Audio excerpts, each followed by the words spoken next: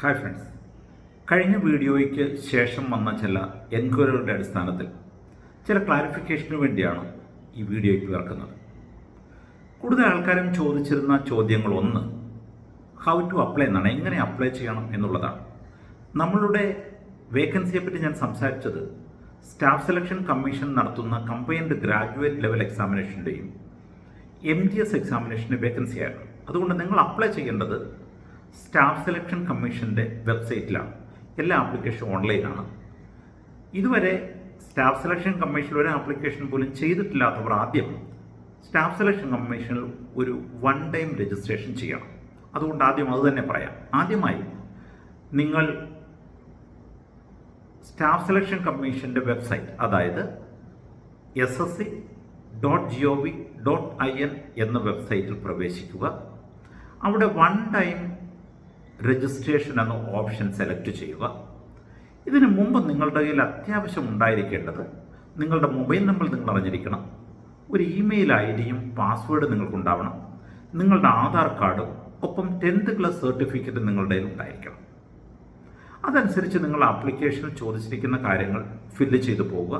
ഓർക്കുക, ഇത് നിങ്ങളുടെ സ്റ്റാറ്റിക് ഇൻഫർമേഷനാണ്, അതായത് ചേഞ്ച് ചെയ്യാൻ സാധ്യതയില്ലാത്ത, പാടില്ലാത്ത ഇൻഫർമേഷൻ. നിങ്ങളുടെ പേര്, നിങ്ങളുടെ ഡേറ്റ് ഓഫ് ബർത്ത്, നിങ്ങളുടെ taluk, district, fathers name, mothers name, ഇങ്ങനെയുള്ള സ്ഥിരമായ ഇൻഫർമേഷനാണ് ഇതിനകത്ത് കൊടുക്കേണ്ടത്. അതുകൊണ്ട് തന്നെ ഇത് ഭാവിയിൽ ചേഞ്ച് ചെയ്യാൻ പറ്റാത്തതാണ്. വളരെ സൂക്ഷ്മതയോടുകൂടി ചെയ്യുക. ഒരു പ്രത്യേകത കൂടെ ഇതിനുള്ളത്, ഫോട്ടോ പോലും നിങ്ങൾക്ക് അപ്ലോഡ് ചെയ്യേണ്ടി വരില്ല. നേരെ മറിച്ച് ഓൺലൈനായി ആ സമയം നിങ്ങളുടെ ഫോട്ടോ എടുക്കുകയാണ്. അതുകൊണ്ട് നിങ്ങൾ തന്നെ ഇത് അപ്ലൈ ചെയ്യണം.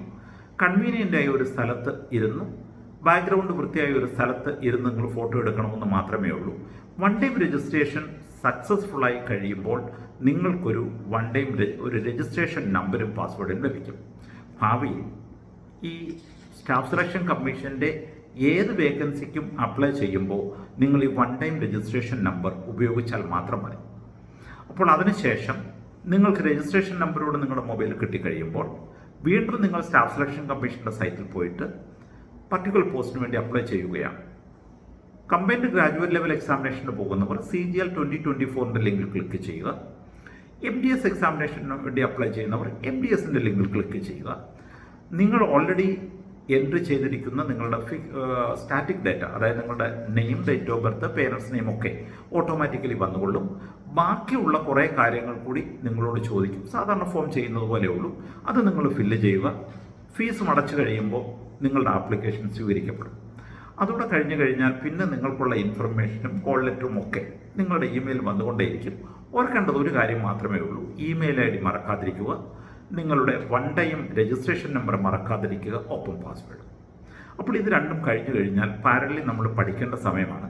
അതിൻ്റെ സിലബസിനെ പറ്റി വളരെ പെട്ടെന്ന് പറഞ്ഞാൽ, ഇതിന് 2 ഘട്ടത്തിലാണ് എക്സാം നടക്കുന്നത്, Tier 1 and Tier 2. Tier 1 examination നടക്കുന്നത് വെറും ഒരു സ്ക്രീനിങ് മാത്രമേ ഉള്ളൂ, ഒരു എലിമിനേഷൻ റൗണ്ട് എന്ന് നമുക്ക് പറയാം. പക്ഷേ രണ്ടിൻ്റെ സിലബസ് ഒന്ന് തന്നെയാണ്. എലിമിനേഷൻ റൗണ്ടിൽ നിങ്ങളോട് ചോദിക്കാൻ പോകുന്ന ക്വസ്റ്റ്യൻസിൻ്റെ വിഭാഗത്തിൽ ഡിവൈഡ് ചെയ്താൽ ഇങ്ങനെയാണ്. ആദ്യത്തെ പോർഷൻ എന്ന് പറയുന്നത് ജനറൽ ഇൻ്റലിജൻസ് ആൻഡ് റീസണിംഗ് ആണ്. നമ്മൾ ലോജിക്കൽ റീസണിംഗ് എന്നൊക്കെ പറയുന്ന മേഖലയിൽ നിന്നും 25 ക്വസ്റ്റ്യൻ ഉണ്ടാകും. അടുത്തത് ജനറൽ അവയർനെസ് ആണ്. ജനറൽ അവയർനെസ് എന്ന് പറയുമ്പോൾ ജനറൽ നോളജും ഒപ്പം നമ്മൾ സ്കൂളിൽ പഠിച്ചിരുന്ന സയൻസിൽ നിന്നും social studies, sports, culture, cinema തുടങ്ങിയ എല്ലാ മേഖലകളിൽ നിന്നും ചോദിക്കാവുന്ന ചോദ്യമാണ്. ഗവൺമെൻറ് സ്കീമുകളെ പറ്റി ചോദിക്കാനുള്ള സാധ്യതകളുമുണ്ട്. മൂന്നാമത്തത് ക്വാണ്ടിറ്റേറ്റീവ് ആപ്റ്റിറ്റ്യൂഡാണ്. എന്ന് പറഞ്ഞാൽ നമ്മുടെ 10ാം ക്ലാസ് വരെയുള്ള മാത്തമാറ്റിക്സ് ബാക്ക്ഗ്രൗണ്ടിൽ വെച്ചുള്ള ചോദ്യങ്ങളാണ് ചോദിക്കുന്നത്. നാലാമത്തത് ഇംഗ്ലീഷ് നിന്നുള്ള ക്വസ്റ്റ്യനാണ്. അത് ഗ്രാമറും കോംപ്രിഹെൻഷനും ഒക്കെയാണ് വരുന്നത്. എല്ലാ മേഖലയിൽ നിന്നും 25 ക്വസ്റ്റ്യൻ വീതം, ആകെ അങ്ങനെ 100 ക്വസ്റ്റ്യൻ ഏതാണ്ട് 60 മിനിറ്റ് കൊണ്ട് തീർക്കേണ്ടിയിരിക്കുന്നു. 200 മാർക്കാണുള്ളത്. നെഗറ്റീവ് മാർക്ക് ഇതിനുണ്ട് 0.5. ഇതാണ് എക്സാമിനേഷൻ പാറ്റേൺ. ഇതിനു മുമ്പ് ഞാൻ ഏജിനെ പറ്റി പറയണമായിരുന്നു. ഏജ് എന്ന് പറയുന്നത് 1 ഓഗസ്റ്റ് 2024 ആണ് കട്ട് ഓഫ്. അതുകൊണ്ട് 30 വയസ്സ് ചോദിച്ചിരിക്കുന്നവർക്ക് ഏജ് എന്ന് പറയുന്നത് ബോൺ ഓൺ ഓർ ആഫ്റ്റർ 2/8/1994 ആണ്. 28 ഇയേഴ്സ് പറഞ്ഞിരിക്കുന്നവർക്ക് ബോൺ ഓൺ ഓർ ആഫ്റ്റർ 2/8/96 ആയിരിക്കും. ഇത് മാത്രമേ ഇതിനകത്ത് നിങ്ങൾ ശ്രദ്ധിക്കേണ്ടതുള്ളൂ ഏജിനെ പറ്റി. പിന്നെ നിങ്ങൾ ആപ്ലിക്കേഷൻ സമയത്ത് ശ്രദ്ധിക്കേണ്ട വേറൊരു മേഖല സെൻറ്റർ ഓഫ് എക്സാമിനേഷനാണ്. സെൻറ്റർ ഓഫ് എക്സാമിനേഷൻ മാറ്റാൻ പറ്റുന്നതല്ല. ഒരിക്കൽ നിങ്ങൾ സെൻറ്റർ ഓപ്റ്റ് ചെയ്താൽ നിങ്ങൾ അവിടെ തന്നെ ആയിരിക്കും. കേരളത്തിലുള്ളവർക്ക് കേരളത്തിൽ എറണാകുളം, കൊല്ലം, കോട്ടയം, കോഴിക്കോട്, തൃശ്ശൂർ, തിരുവനന്തപുരം എന്നീ സെൻറ്ററുകൾ ഉണ്ട്. നിങ്ങൾ 3 സെൻറ്ററുകൾ സെലക്ട് ചെയ്യുക. സാധ്യത കൂടുതൽ നിങ്ങളുടെ ആദ്യത്തെ സെൻറ്റർ തന്നെ കിട്ടും. എന്തെങ്കിലും സാഹചര്യത്തിൽ അവിടെ നിന്ന് ആപ്ലിക്കൻ്റ് കൂടുതലാണെങ്കിൽ 2ാമത്തെയോ 3ാമത്തെയോ സെൻറ്ററിലേക്ക് നിങ്ങൾ മാറേണ്ടി വരും. ഇതാണ് ഈ ആപ്ലിക്കേഷൻ്റെ സാധാരണ നിങ്ങൾ അറിഞ്ഞിരിക്കേണ്ടതും നിങ്ങൾ ചെയ്യേണ്ടതുമായ കാര്യം. കഴിഞ്ഞ ആഴ്ചയിൽ വന്ന വേറൊരു വേക്കൻസിയെ കൂടി പറഞ്ഞേക്കാം. കഴിഞ്ഞ ആഴ്ചയിൽ വന്ന ഒരു വേക്കൻസി ബാങ്കിങ് മേഖലയിലാണ്. ബാങ്കിങ് മേഖലയിൽ ക്ലറിക്കൽ തസ്തികയിൽ ഏതാണ്ട് 6000 അധികം വേക്കൻസി ഉണ്ട്. ഈ വേക്കൻസി ഫില്ല് ചെയ്യുന്ന ബാങ്കുകൾ എന്ന് പറയുന്നത് bank of Baroda, bank of India, Canara bank, Indian overseas bank, Punjab national bank, union bank, ഇങ്ങനെയുള്ള ബാങ്കുകൾ ആകെ 11 ബാങ്കുകളിലേക്കുള്ള വേക്കൻസിയാണ് 6000-ലധികം വരുന്നത്. സ്റ്റേറ്റ് വൈസ് ആണ് വേക്കൻസി നിർണ്ണയിച്ചിരിക്കുന്നത്. അതിൻ്റെ ലിസ്റ്റൊക്കെ ഇവിടെ കൊടുത്തിട്ടുണ്ട്.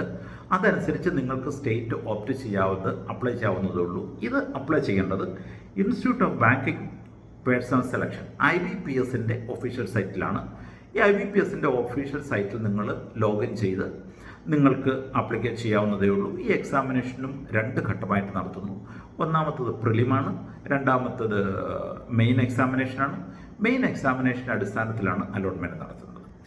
ഈ സർക്കാർ മേഖലകളിൽ നടക്കുന്ന വേക്കൻസികളിലൊക്കെ ഒരു കാര്യം പ്രത്യേകം ശ്രദ്ധിച്ചോളുക. ജനറൽ വിഭാഗത്തിൽ ഇക്കണോമിക്കലി വീക്കർ സെക്ഷൻ EWSന് എപ്പോഴും ഒരു റിസർവേഷൻ കോട്ടയുണ്ട്. SC ST OBC കഴിഞ്ഞ് ഇങ്ങനൊരു വേക്കൻസി കൂടെയുണ്ട്. 8 ലക്ഷത്തിൽ താഴെ വാർഷിക വരുമാനമുള്ളവർ EWS കാറ്റഗറിയിൽ വരും. അതുകൊണ്ട് നിങ്ങളുടെ കുടുംബത്തിൻ്റെ വാർഷിക വരുമാനം 8 ലക്ഷത്തിൽ താഴെയാണെങ്കിൽ EWS എന്ന ഓപ്ഷനിലൂടെ നിങ്ങൾ ഓപ്റ്റ് ചെയ്യണം. So that you will be getting the benefit of economically weaker section. പ്രത്യേകിച്ച് ബാങ്കിങ് മേഖലയിലും ക്വസ്റ്റ്യൻ വരുന്നത് ഇംഗ്ലീഷും മാത്തമാറ്റിക്സും റീസണിങ്ങും ഈ 3 സെക്ഷനിലായിരിക്കും. അപ്പോഴതുകൊണ്ട് സാധാരണ കോമ്പറ്റേറ്റീവ് എക്സാമിനേഷന് ശ്രമിക്കുന്ന എല്ലാ കൂട്ടുകാരും എപ്പോഴും തയ്യാറാവേണ്ടത് മാത്തമാറ്റിക്സ് ബേസ് സ്ട്രോങ് ആക്കുക, ഇംഗ്ലീഷ് ബേസ് സ്ട്രോങ് ആക്കുക. ഈ 2 ബേസും സ്ട്രോങ് ആയി കഴിയുമ്പോൾ ലോജിക്കൽ റീസണിങ് നിങ്ങൾ വർക്കൗട്ട് ചെയ്ത് കൂടുതൽ സമയം പ്രാക്ടീസ് ചെയ്യുമ്പോൾ നേടാവുന്നതേ ഉള്ളൂ. അപ്പോൾ അല്പം ആത്മാർത്ഥമായിട്ട് ശ്രമിച്ചു കഴിയുമ്പോൾ നേടാവുന്നതേ ഉള്ളൂ.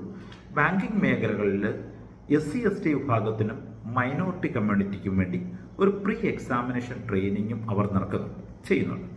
പിന്നെ ഇതിൻ്റെയൊക്കെ ഒരു പൊതുവെ പ്രശ്നമെന്ന് പറയുന്നത് സാധാരണ ഈ നോട്ടിഫിക്കേഷൻ എന്ന് പറയുന്നത് SSCയുടെ നോട്ടിഫിക്കേഷൻ ആണ്ട് 100-ലധികം പേജുണ്ട്. ബാങ്കിങ് സെക്ടറിൻ്റെ നോട്ടിഫിക്കേഷനും ഇതിൻ്റെ അത്രയും തന്നെയുണ്ട്.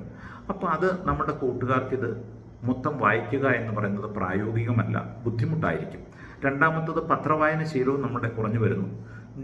റേഡിയോ കേൾക്കുന്ന നമ്മുടെ ശീലം കുറഞ്ഞു വരുന്നതുകൊണ്ട് ഈ മീഡിയ മാത്രമേ നമ്മുടെ കുഞ്ഞുങ്ങളിലും അവരുടെ മാതാപിതാക്കളും ഈ പേരൻസ് എത്തിക്കാനൊക്കെ ഉള്ളൂ.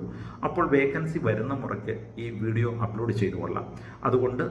ഇതുകൊണ്ട് പ്രയോജനം ലഭിക്കുമെന്ന് പ്രതീക്ഷിക്കുന്നവർ ചാനൽ സബ്സ്ക്രൈബ് ചെയ്തു കൊടുക്കുക. അപ്പോൾ കൃത്യമായിട്ട് നിങ്ങൾക്ക് നോട്ടിഫിക്കേഷൻ വന്നുകൊള്ളാം. Thank you.